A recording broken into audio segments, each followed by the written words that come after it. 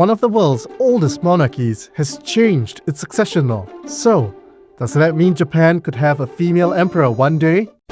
No. On July 17th, Japan's parliament approved the biggest changes to the imperial family's succession rules in decades. But why? Plainly put, the imperial family is running out of eligible heirs. Under the new law, the family can expand in two ways. First, it allows the imperial family to adopt distant male relatives who are 15 years old and older. Second, female members who marry commoners can remain members of the royal household, instead of giving up their royal status. But one thing doesn't change. Women still cannot ascend to the Chrysanthemum Throne, and neither can the descendants through a female lineage. That's despite polls showing that a majority of the Japanese public support allowing a woman to become empress. A wide spectrum of domestic media, including the conservative pro-government Yomiuri Shimbun, have criticized the changes as undermining the role of the emperor as a symbol of the state and unity of the people, in effect because they were pushed through parliament without much debate. This has been a cause for intense frustration, especially given overwhelming public support for Princess Aiko, the only child of Emperor Naruhito and Empress Masako, to one day succeed her father to the throne. To understand why this is controversial, you have to go back a long way.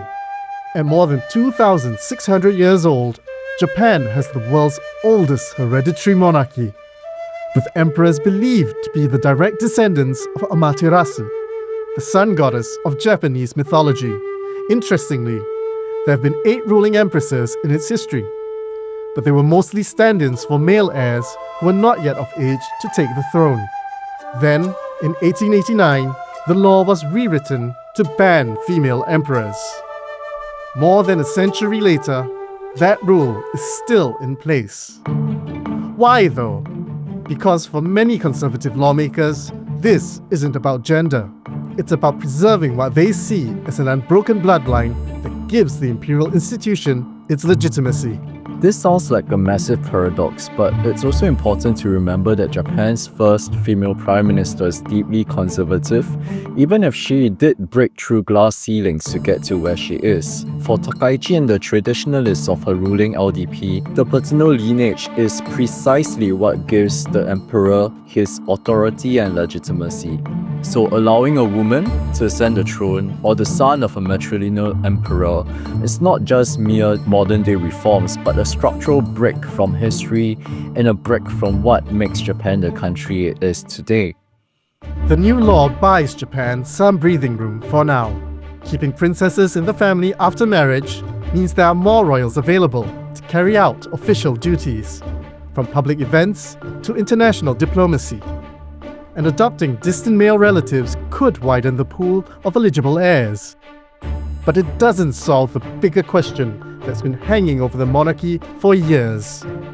What happens if Japan eventually runs out of male heirs? In the near future, Princess Aiko is going to take on much more prominent and diplomatic roles, such as her highly anticipated visit to Singapore in November.